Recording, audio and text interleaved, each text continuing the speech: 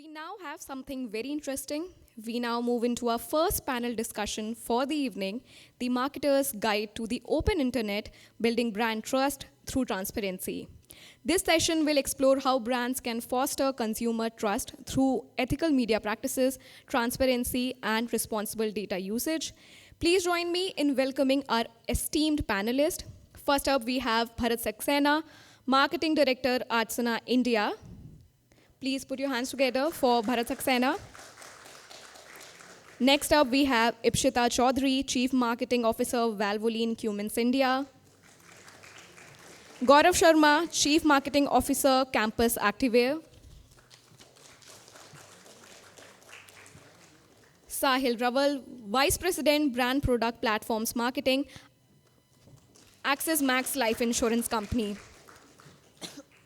And this panel will be moderated by Ranjan Mishra, Director of Programmatic Trading, the Trade Desk. Let's dive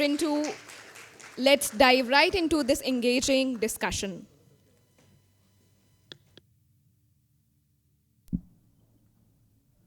Everyone, please put your hands together for our first panel of the evening. The stage is all yours.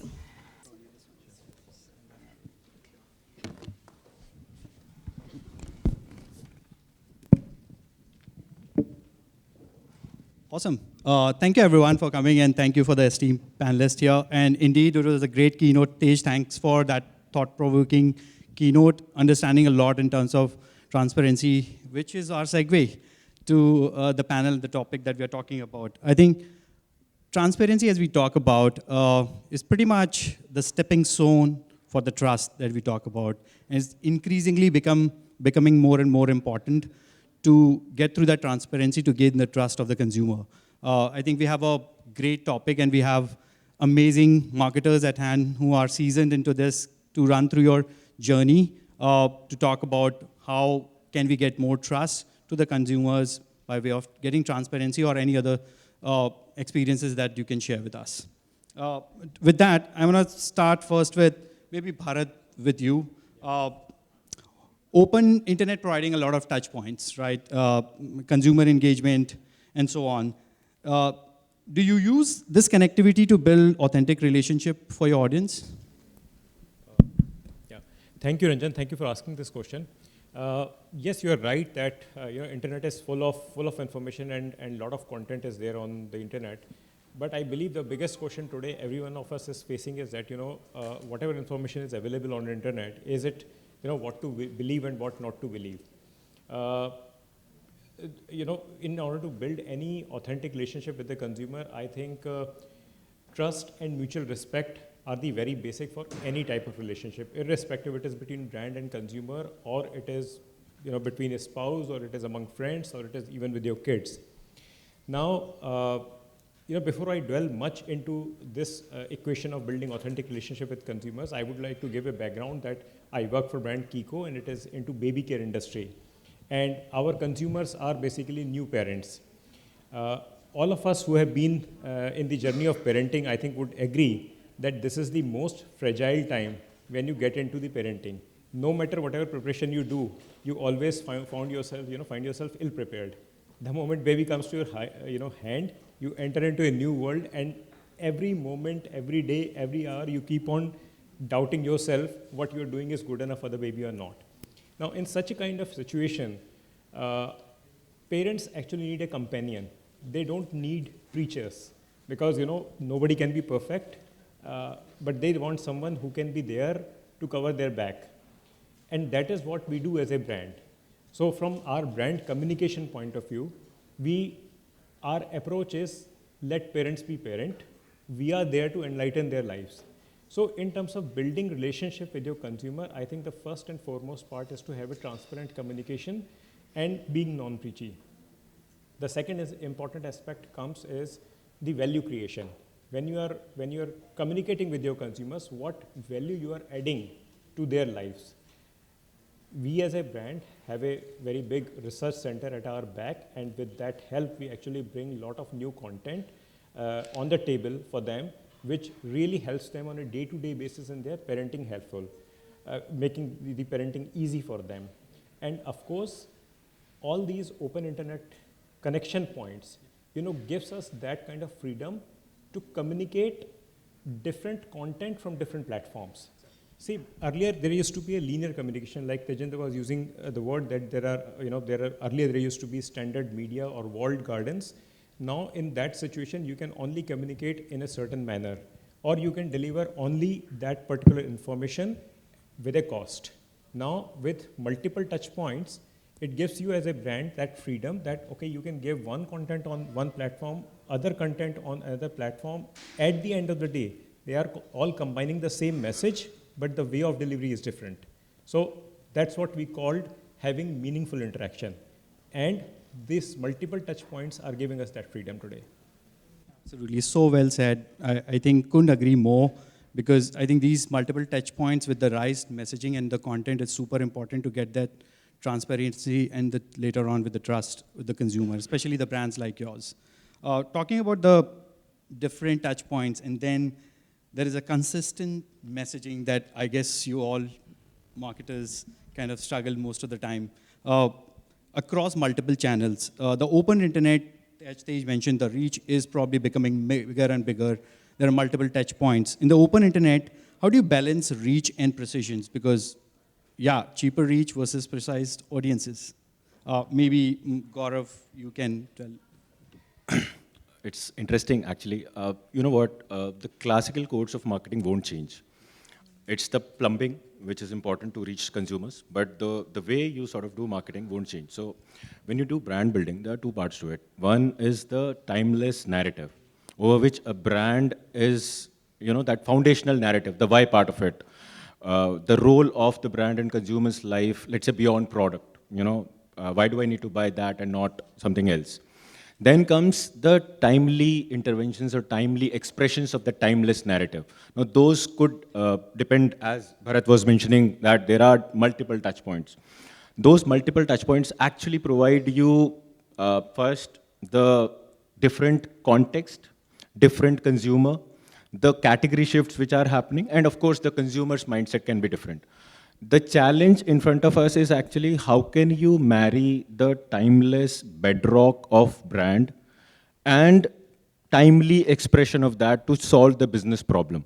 Now, that the way you have to do is through some systems and processes. One such way is to have those, you don't have to rely on one sort of creative. You have to have a complete consistent playbook, which is in sync with consumer mindset, different tactical shifts of that platform, what is the requirement of that particular category, and finally, is there any sort of, upcoming trend which you need to sort of, be participating in that. So you don't need one consistent sort of creative. You actually have a playbook. So you need to ensure you are fresh yet familiar. When it comes to creatives, that's how you sort of solve for that consistency. You don't have to be boring, actually. The second, as Tejinder was also talking about, the quality reach. Relevance is very important. Reach can be bought. How can you be relevant in his or her life is very important. That would actually come through these processes. For that, of course, one size won't fit everywhere. You have to sort of do, fail, do it fast, do it again, and then see what would work better. Some UGC sort of content will work, some video will work, some will not work. So it all depends upon how strong your timeless narrative is and how agile as a marketer you are to sort of convert that narrative into those timely expressions, is what I would say. Absolutely, which essentially brings to the point that there is a multi-channel approach that we always take, right? In terms of getting into, you are utilizing multi-channels, but they may not be talking to each other. Hence, getting that one omni-channel approach probably is a better way to message the same user, probably with a different messaging that you talked about. Ipshita, I think dwelling further into this, which brings about, I think, innovation as a part of it. Internet becomes more and more fragmented as there are more blogs, more sites, more news, more users are coming on board. It's becoming more fragmented. Maintaining a cohesive brand presence, what role does innovation play in staying competitive while staying more transparent and getting that trust back again? Yeah, thanks. Good evening, everybody. I think when we have this phenomena of more, everything is more, right? Dil mange more. Now, what happens when so much is happening around you? What's happening around us? What's happening to attention spans? What's happening to our ability to focus? If we just think about ourselves, look at our children. I have a teenager at home. I mean, can't sit still for even a second, right? So that's what happens when you are overloaded with so much information and everything. Everybody's empowered, right? We as brand marketers, actually, sometimes we need to reflect, do we really need to tell about our brand? Because there's so much being told about our brand by so many other people around us. So I think what is then becoming very important is that, and I agree with you, is that getting back to the basics. Because authenticity becomes very important in this time. We can have a lot of jargon and we can talk about a lot of the things that are happening around us. But at the end of the day, consumers want an ally who can solve their problems at the time that those problems need to be solved. So I think it is as simple as that. So if we just go back to that and carve out very clear stories for our consumers, and no more important time than today to know the insight of your consumer. And I love that example of the parent. We work in a category, Valvoline as a brand takes care of vehicles that you love the most, right? But we are under the hood kind of a product. But who's important for us is the mechanic. Now, can I solve the problem for the mechanic who's actually servicing your car, the car that you love? But you don't have that kind of decision making, but reach out to that mechanic in a way, in his story, in his language, across all the touch points. I think that is the key at the end of the day. And I think that's becoming very critical for all of us as brand marketers, because attention spans are not there. Authenticity is really coming at a premium today. Yeah? Absolutely. I couldn't agree more. I think as you seasoned marketers, I think it's super important. What I have understood so far, obviously, is sticking to the basics is equally or more important than getting into the innovation. Innovation is going to be part of it, but sticking to the basics is super important. Which brings me to the next, a slightly different and a buzzword that everybody been talking about is in AI. So my next question to you, Sahil, is, with AI becoming more and more integral part of advertising, maybe digital programmatic advertising, how do you balance personalization with consumer privacy in the open internet? I'm audible? Yeah. Okay. Thank you, Ranjan, and thank you, Agency Reporter, for organizing this. And I think interesting conversation, interesting views. I think first of all, before personalization, the privacy part of the personalization, I would like to first answer why personalization, at least from a category that I represent. Life insurance category, typically where a relationship is not just of a few days or a few months, it's actually years longer. So you're actually getting into a relationship for 20 years. Some of the marriages don't last as long. But when it comes to such a long relationship, traditionally, a typical model of selling was dependent on a human connect, right? So there would be an agent advisor who would come to your place, who would be known to you in the from some history, some relationship, and they would have an actual connect with your family. They have a starting point for that connection, and then they would kind of go about checking your financials and then recommending a right life insurance policy to you. Now to kind of replicate this entire relationship, the human relationship and the essence into a digital world becomes really, really, difficult. And essentially, when I say, in a category which has got a lot of trust deficit, it becomes all the more important to kind of personalize, your communication, to kind of personalize whatever interactions you have with your end consumer. And which is why it is really important for a category like ours to get into a personalization. Now coming to the specific question of yours, in terms of personalization, how we've kind of traversed this journey over the years, and I think it's been a lot of time that took for us to kind of build this entire ecosystem, starting with first digitization of all of our processes. Again, those document collection or maybe long form filling, all of those digitization is something that took us a while. then building all of these DIY journeys and self processes that people can actually conveniently interact with. And third part was pretty much data accumulation. So all this data lakes creation and all really took a while. Within this, I think with the help of all of this, over the period of time, we've been able to now do personalization at scale, and that's not just for a certain stage. We've been able to do it across our journey, whether it is pre-purchase, during purchase, or even post-purchase. Just to give you an example, for a life insurance form filling, it takes almost 70 fields for an individual to actually buy a life insurance. And that too, when you hear that disclaimer, insurance is a subject matter of solicitation, it's basically, agar aap kharidna chahte bhi ho, to aapko milega nahi, right? There's an underwriting in the back end that will kind of ensure whether or not you're a right profile to buy insurance. So all of these things, we've been able to automate a lot of these processes and ensure that the convenience and the trust factor is built over the period of time.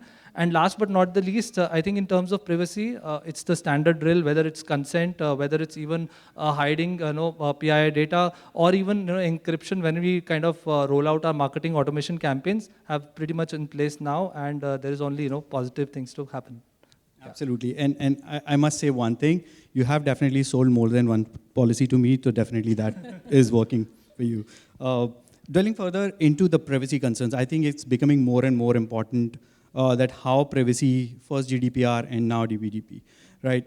My next question probably, Ipshita, if you can answer, open internet gives consumer more control over their experience. How does advertisers especially adopt to this, especially your specific campaigns that you get into and respect user preferences? Yeah. No, I think this is something which is becoming more and more complex as we go along, because there is a compliance part to it, right? And then there is respecting, basic respect for your consumer.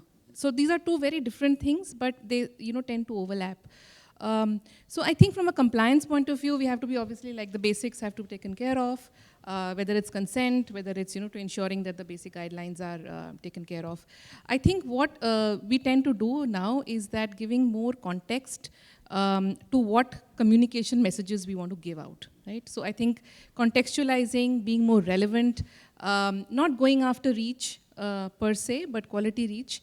I think those are things which are becoming very critical with the open internet coming up, because eventually at the end of the day, you're buying the audience time and audience mind share, right? Across multiple points in a world that is very diverse and very, very complex today, and not linear at all. And decision making is also not linear, right? So in that environment, how do you innovate? How do you contextualize your message, be relevant at that touch point when the consumer is deciding, or you want to create preference, or you want to convert, again, depending on which part of the marketing funnel you are at that point in time. And on top of that, the complexity of data, the complexity of privacy, respecting their guidelines and their guardrails, I think is difficult, but I think we are getting there.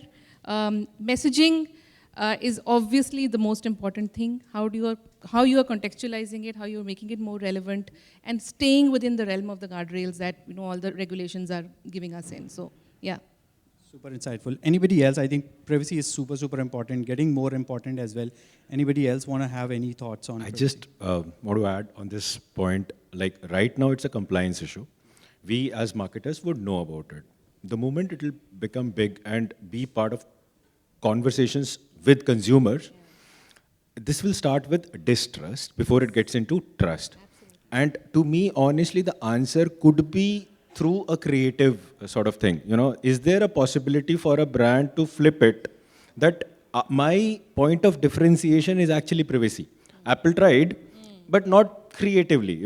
There is a possibility of storytelling around that, oh, I am using your data, I do this with your data to give you this sort of a product. So I'm actually trying to make your life easy. So don't be worried about it. I think that is what the next step would be, to sort of assuage those concerns, especially with consumers. As a marketers, yeah, it's a compliance, but the thing is not far that consumer would demand, and it will not be the augmented product, but the core product, and some smart, creative storyteller would sort of flip it and talk about it creatively. That's what I feel. Sure. I think, Bharat, probably I'll ask the next question to you. consumer are exposed to wide range of information, like earlier we mentioned about there is social media and there are various ways consumer are consuming content. There are various information and sources that are organically or otherwise being created. How do you manage your effective communication to the brands with your brand values at the core of it, especially when the trust is key? Yeah, sure, Ranjan. So I think you use two words. One is effective communication. Yeah. It is making of two components. One is effective and the second is communication. So when we as a brand decide what to communicate or how to communicate, first of all we check the effectiveness of that. So before deciding what communication we need to do, we do a lot of consumer researches. Mm-hmm. So be it in an online environment or an offline environment, and we try to understand that what are the consumers, what are consumers looking for, what are their pain points, what are their values. And once we decide on or identify those need gaps, whatever is available, then our communication is defined, or that then comes a second step that how to communicate about it, which is non-invasive, which is more informative, which is something which is non-preachy and non-judgmental. So these are the things that we are very particular in terms of our communication. The second part comes, or which is adding to the complexity, is that because of having so many touch points with the consumer, and in the urge to innovate or stand out in terms of communication, how many creatives you can make, how many different angles you can give to the communication.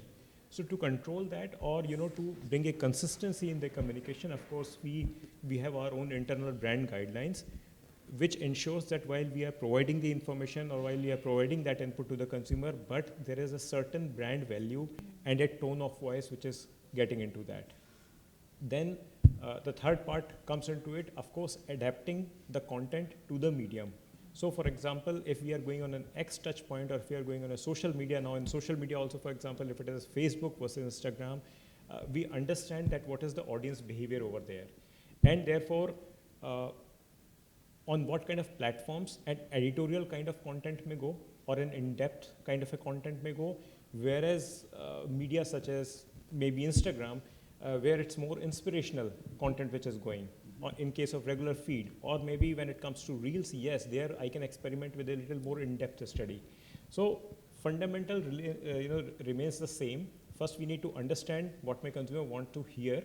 I don't want to bombard with them with all the information. And as per the touch point behavior, in what format I need to deliver that information to the consumer. I think super insightful and helpful that how do you manage your effective communication across channel, organic, or how do you promote and absorb the entire content? The next question is mainly, so Gaurav, probably I'll come to you. In terms of automation, there is lots of data. Digital is all about data, right? So there is more automation based on that, the data that's been ingested in the open internet. What challenges that you face while maintaining brand safety? We talked about brand safety earlier, and ensuring that ads appear contextually, as Ipshita talks about, while maintaining that brand safety. The biggest challenge actually is by the sheer definition of programmatic. In fact, it was covered in the earlier deck by Tejinder. It's the who part of it and not the where part of it. Yeah. And the who part, the consumer, is actually everywhere. He can be wherever he would want to, So how can you ensure that wherever he is actually, as part of brand safety guidelines, is okay? Practically difficult to do because the algorithm is actually tracking who and not where. That's the first challenge. The second is, of course, the speed, the real-time bidding, all those sort of algorithms. Oversight by a human is bound to happen. That's something which is not possible, that it will not happen. Second, of course, you must have seen those, people who have actually created ecosystems just to sort of monetize that ecosystem to get that traffic and then sort of cheat the brands, the made for advertising sort of platforms. Now, as a marketer, I would not know whether it was a real who or something else. So that's again a biggest challenge. And finally, while it could be genuine, but you cannot control the conversation, especially when it's UGC. So all those review sites, all those, the Quoras of the world, while you, from your side, would write something good about the brand, you cannot control the narrative. It can go anywhere So for example, my brand put a shoe on a ship. People misconstrued it that these guys are actually getting it from China, while I'm 100% made in India. So those are the conversations you can't control. Very challenging when it comes to, brand safety is concerned. What to do? I think experts can actually answer. From my side, the trust with the partner, some direct relationship with premium sort of publishers, and some tools, with which you can actually track where your ad is getting shown. And is there a possibility, like he mentioned about AI, not only the words which are written, but the kind of tone which is getting used for a brand to be sure that whatever content is there on that platform is safe from that brand's guideline point of view. So these are those points which I feel, but not an expert to sort of answer further. It's definitely very directionally in that, like, it completely make sense that how it should appear. And obviously, coming back to Sahil, to you on like data, and you already talked about user privacy and how that needs to be used. Leveraging real-time insights. So insights are super important. That's what data gives, and that's why people use digital, right? Open internet to optimize campaign and improve engagements while maintaining user trust and ethics. I think I'll just continue from where I left. Life insurance, a typical journey where you have a human kind of selling this life insurance. Now to replicate this back to on an online kind of digital platform, without the insights we are blind. Basically we can't see who this person is, what is he wanting, and what is it actually he's up to. So I think in terms of insights, we gather our insights from multiple sources. There is definitely the CRM that really helps us get the overall demographics of our consumer, who they are typically. Then there are insights, obviously, that come to us from the analytics. Now the analytics is pretty much deeply rooted to all our journeys, and it kind of helps us understand the behavioral pattern of the user. And the third layer of insights pretty much comes to us from the marketing automation that we do and the interaction that the consumer does on the marketing automation platforms. So all of these insights pretty much put together. I would not say that we are there, and in terms of getting a unified view and kind of acing the game of using these insights in real time. But yes, we are in a process to kind of mine more and more of these insights and utilize them for our entire sales journey. Some of the examples to enhance the user experience would be from acquisition, as I mentioned earlier, trying to give a right recommendation of the products that we possibly somebody is looking for, whether it is through propensity model, trying to understand the segment, and or it is through the Google Analytics, trying to understand what they are looking for and how they are interacting. There are certain again personalization and insights integration that we try and use in the experience enhancement. So imagine it's your birthday, and you also have maybe your premium payment date around the corner. You get a message that pretty much says that okay, happy birthday, and here's a personalized message from the celebrity Rohit Sharma to you. You kind of enhance or elevate the experience of the user, and try and nudge the conversation of a reminder to the premium payment as well. So some of those insights really have helped us personalize and elevate the consumer experience at large, at least on the D2C journey side. I have received Rohit Sharma's message. Maybe that this may be a question for the panelists, whoever may want to pick it up. Is consumers becoming more privacy conscious? How do you see transparency shaping the future of digital advertising over the next 5 years, especially with the massive scale of the open internet as they spoke about? So, yeah, next 5 years, transparency in the open internet. I think it would become the norm, actually. You will not be you'll not be able to not do anything about it. You have to be transparent, authentic. We've spoken enough about it. The moment it will be out from marketers' realm to consumers' realm, it would become an expected part of any brand narrative. I would, as a consumer, for example, take an example of his product. There are hundreds and hundreds of data points I am giving about myself, I expect that the intended usage is only restricted to that product. Somewhere I need to be told that, boss, this is what we will do, and please be assured that no further thing would happen on your data. So that is something which will happen, and I strongly believe that consumers won't understand data. Consumers would understand story. It has to be answered through stories. We as marketers are art and science. It should be answered through the art. Someone should sort of talk about privacy in a way they would understand and they would appreciate the importance of it, and start asking more and more, challenging us to invest more and more behind this, is what I feel. No, I totally agree, because I think there is no two ways about it. That's where everything is going. I think when we also as consumers are giving our data, it's but human to expect that it will be respected. And I think as brand marketers, it's becoming our responsibility to be really, really truthful and respectful and authentic about it. I think going forward, that's the way it is, and I completely agree.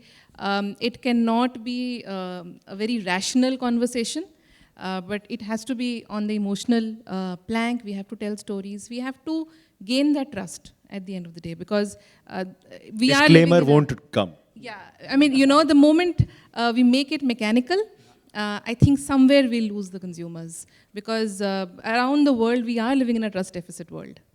I mean, look what is happening around us. So I think from that perspective, storytelling, being authentic, being real, have empathy with the consumer, and then build that relationship. And I think that's the way it will go.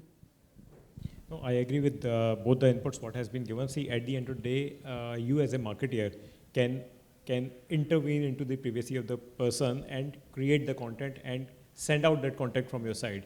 But the end of the day, if it is being consuming by the customer, is something which is, that control is still in their hand. For sure, a bit of compliance or addition of such things should be done, or should be looked into from future control point of view. But at the end of the day, it's a balancing act. Life balances itself. This will also get balanced. Absolutely. I have 5 more questions, and I'm looking at Rahul. Like, you are already out of time. I cannot stop talking because there is so much that we have learned together, but I think we are out of time. Thank you so much for sharing all your experiences. Thank you. Thank you so much.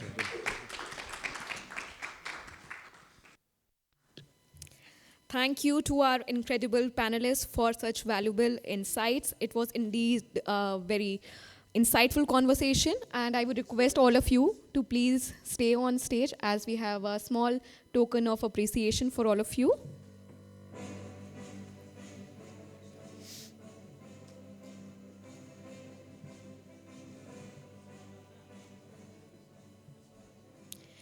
Everyone, please give up a round of applause for all our incredible panelists.